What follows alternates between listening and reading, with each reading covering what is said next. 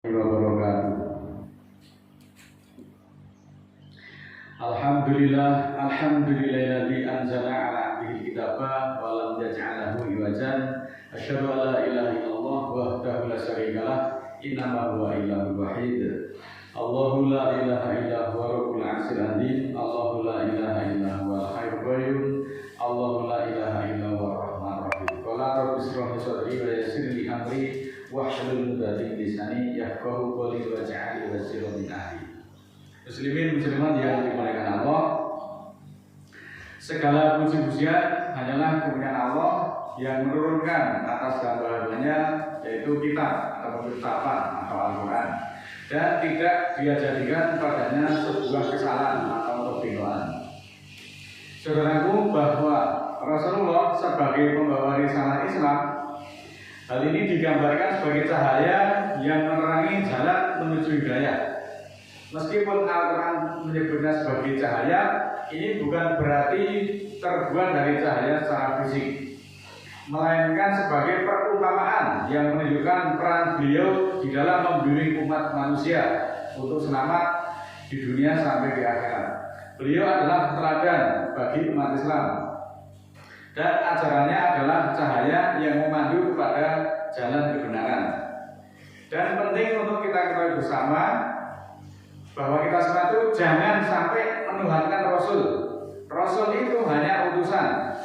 Hal ini menjadi pengingat penting dalam Islam bahwa Rasul Muhammad, meskipun beliau dihormati dan diikuti ajarannya, beliau tetaplah sebagai Rasul dan bukan sebagai Tuhan. Beliau utusan Allah. Utusan adalah bertugas menyampaikan wahyu dan ajaran Islam, bukan untuk dipuja-puja, bukan untuk disembah. Ini merupakan prinsip dasar dan keyakinan akan keesaan Allah. Kita mesti paham semuanya ini, bahwa janganlah berlebihan menjadikan Rasul. Hal ini adalah merujuk pada larangan di dalam Islam untuk berlebihan di dalam memuji dan mengagungkan Nabi Muhammad, sehingga sampai melampaui batas kedudukannya sebagai seorang hamba Allah dan merupakan utusan Allah. Mari kita simak petunjuk dari Allah melalui Al-Quran di dalam surat ke-16 ayat 36, disebutkan sebagai berikut. A'udzubillahi minasyaitonirrajim. Bismillahirrahmanirrahim. Walaqad ba'atsna fi kulli ummatin rasula ani budullaha wajtanibu bidawud. Faminhum man hadallahu wa minhum man haqqat 'alaihi dhalalah. Fasiru fil ardi panduru kaifa kana ngakibatul mukadzibin. Yang artinya, dan sungguh kami bangkitkan pada setiap umat seorang rasul, maka sembahlah Allah dan tinggalkanlah tauhid. Maka dari mereka ada yang Allah tinggi dan dari mereka ada yang logis atasnya kesesatan. Maka berjalanlah di bumi lalu perhatikan betapa akibat orang-orang yang mendustakan. Muslimin muslimat yang dimuliakan Allah, dari ayat-ayat ini dapat dipahami bahwa kepada setiap umat Islam telah diutus seorang pemberi peringatan oleh Allah. Namun bukan berarti Rasul yang diutus itu harus selalu ada di tengah-tengah mereka, termasuk di tengah-tengah kita. Cukuplah informasi atau kebenaran yang dibawa oleh Rasul tersebut sampai pada mereka dengan benar dan jelas.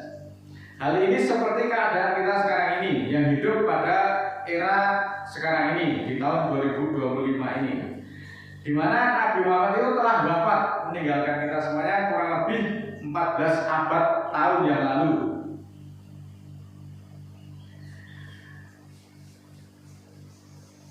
Namun ajarannya telah sampai kepada kita karena Nabi itu diutus oleh Allah untuk seluruh manusia sampai pada hari kiamat, dan tidak akan ada nabi lagi setelah beliau. Meskipun beliau tidak ada bersama kita, namun ajarannya akan sangat jelas dan serta terpelihara sampai kepada kita. Demikianlah makna dari ayat tersebut.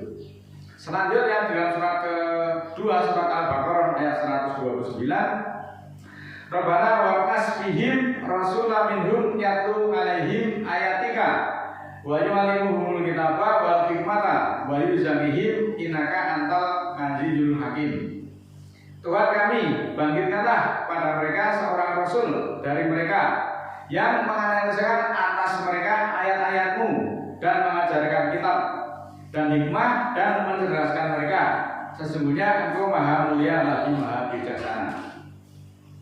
Allah membangkitkan seorang rasul di dalam hal ini untuk mencerdaskan umatnya, untuk memerangi kebodohan, memerangi kekafiran, memerangi kemusyrikan. Memerangi di sini bukan berarti angkat senjata, bukan, tetapi memerangi kemusyrikannya, kekafirannya, dan kemunafikannya itu dengan petunjuk Allah yang ada di dalam Al-Quran. Dan semoga mereka kembali. Karena musyrik itu adalah sebuah dosa yang besar, sehingga Allah menyatakan dalam surat kedua ayat 28 bahwa orang musyrik itu adalah najis. Berikut penjelasannya melalui Al-Quran. Ya ayyuhalladzina amanu innamal musyrikuna najasun wala yaqrabu masjidal harama wa ba'da anihim hada wa in khiftum alai ngailatan fasawfa yuhnikumullahu min fadlihi insa'a innallaha alimun hakim. Surat ke-9, maksud kami surat Taubah ayat 28. Wahai orang-orang beriman, sesungguhnya orang-orang musyrik itu adalah najis, maka janganlah mendekati Masjidil Haram sesudah tahun ini. Jika kamu khawatir, jika kamu cemas kemelaratan, maka Allah akan membantumu, mencukupkanmu dengan karunia-Nya jika Dia kehendaki. Sesungguhnya Allah Maha mengetahui lagi Maha bijaksana. Jadi, saudaraku, najis itu bukan air liur anjing yang harus dicuci sampai 7 kali dengan debu, tetapi orang yang menserikatkan hukum Allah, menduakan hukum Allah, artinya menganggap bahwa hukum Allah Al-Quran itu tidak cukup, sehingga harus dibantu oleh hukum buatan manusia, itu musyrik berat, saudara-saudara. Sekali lagi, itu musyrik berat yang sampai saat ini tidak banyak yang mengetahui atau memang sengaja tidak mau tahu. Maka saking beratnya Allah sampai melarang orang musyrik itu tidak boleh memasuki Masjidil Haram dalam hal untuk melakukan haji maupun umroh sesudah tahun ini. Itu larangan Allah. Seandainya tahun depan mereka masih melakukan kemusyrikannya, maka mereka juga tidak boleh melintas di Masjidil Haram. Begitu juga seterusnya. Ini saking dosanya besar kemusyrikan itu sampai melaksanakan ibadah maupun umrah pun dilarang. Jadi orang musyrik tidak boleh melaksanakan haji maupun umrah. Surat ke-9 masih surat yang sama ayat ke-125. Wa amaladina fi qulubihim maradun wa jadadhum rijsan ila rijsihim wa matu wa hum kafirun. Dan adapun orang-orang yang di dalam kalbunya ada penyakitnya, penyakit di dalam hati itu adalah ketika dibacakan Al-Quran itu merasa sesek, merasa dongkol, maka Allah akan menambah najis kepada najis mereka dan mereka mati dalam keadaan kafir. Orang munafik itu ketika dibacakan Al-Quran yang berisi ketentuan-ketentuan hukum Allah dan kisah-kisah nyata, justru mereka bertambah sakit hati, hatinya dongkol, hatinya nyesek, hatinya merasa jengkel karena mereka mendustakan ayat-ayat tersebut. Maka kedongkolan hati mereka itu justru akan ditambah oleh Allah. Najis yang ada di dalam kalbunya itu akan ditambah semakin kotor lagi, semakin banyak najisnya, semakin tebal. Karena setiap ayat Al-Quran yang turun kepada mereka selalu meragukannya. Apa yang terjadi di dalam Al-Quran, dan mereka selalu ragu-ragu, mereka selalu menyanggah, dan mereka akan mati dalam keadaan kafir. Maka surat kedua ayat 151, kama arsana fikum rasulah minhum yatlu alaikum ayatina wa yahdikum wa yu'allimukumul kitaba wa hikmata wa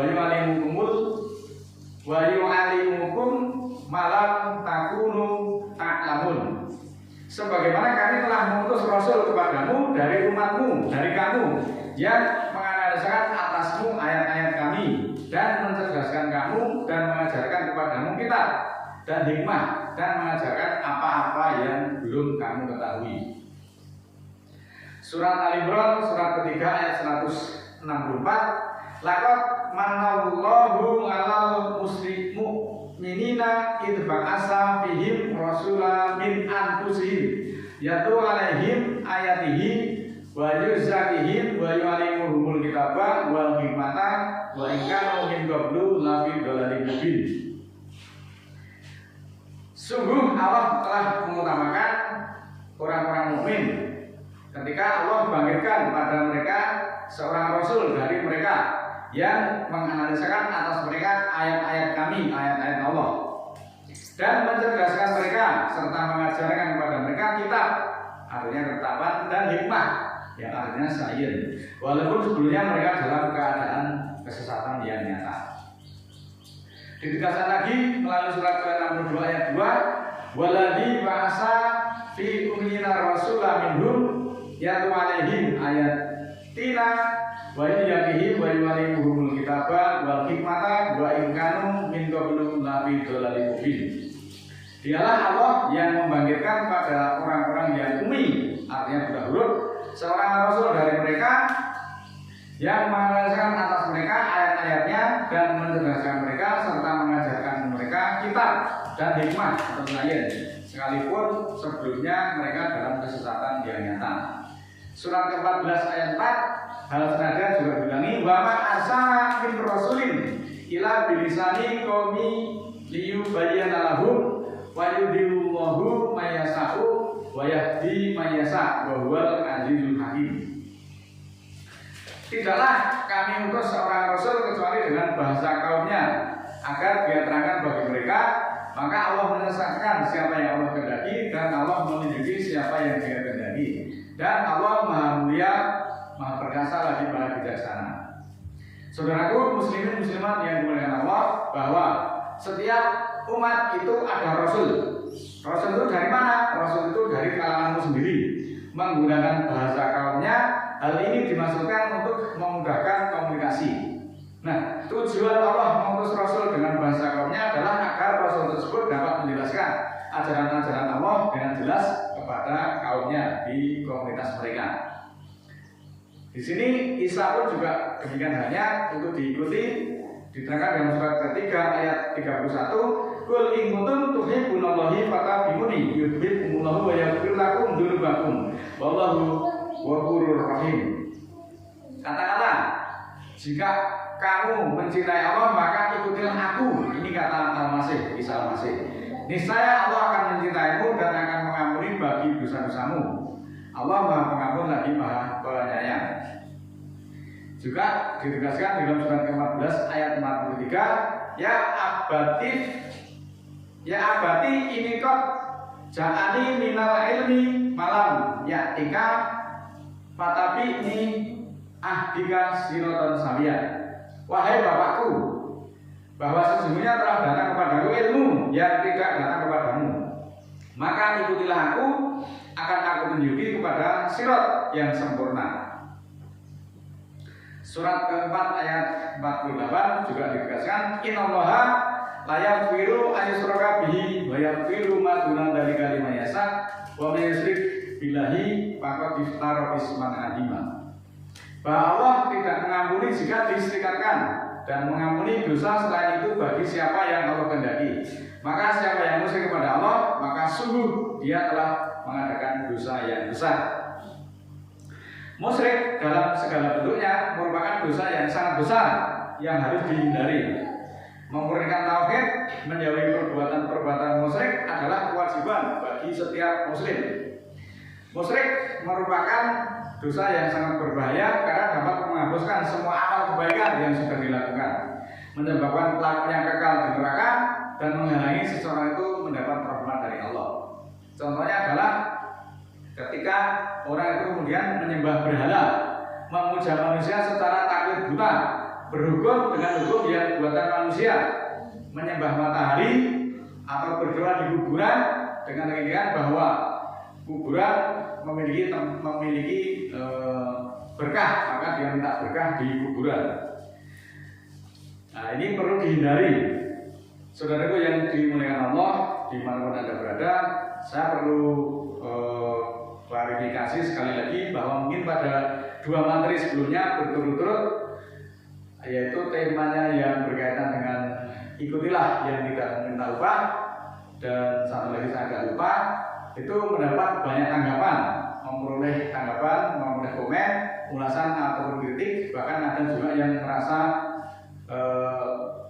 dongkol kebakaran jiwa. Maka perlu saya sampaikan bahwa kita semua yang ada di sini, termasuk saya juga mengajak seluruh pemirsa dimanapun berada, bahwa kita semuanya adalah pemuja Allah, bukan pemuja dari manusia. Baik Nabi, Rasul, penyeru atau ustadz itu semuanya kedudukannya harus berada di bawah Al-Quran. Tidak ada yang boleh berada di atas Al-Quran. Jadi kalau di atas Al-Quran, mestinya jangan sakit hati. Saya itu hanya menyampaikan pesan Allah. Mungkin saya menggunakan bahasa yang saya gunakan adalah bahasa yang kurang pas, sehingga pesan yang diterima oleh komunikan tidak selaras dengan pesan-pesan tersebut. Tapi sebetulnya atas kecintaan saya kepada saudara-saudara kita, supaya kita semua tidak terjerumus kepada kemusyrikan. Analogi saya bahwa ketika kita semuanya akan menaiki kendaraan, Anda mempertanyakan keselamatan Anda semuanya kepada saya, misalnya saya selaku supirnya. Namun demikian saya berharap ketika di dalam perjalanan itu Anda tidak tidur. Anda adalah mengamati perjalanan saya, supaya apa? Ketika sang supir itu kemudian jalannya salah arah, Anda semua bisa mengingatkan, Pak, itu tadi seharusnya tidak boleh masuk, kenapa Anda masuk? Ini tadi tidak boleh belok kanan, ini tadi tidak boleh menyalip dan sebagainya.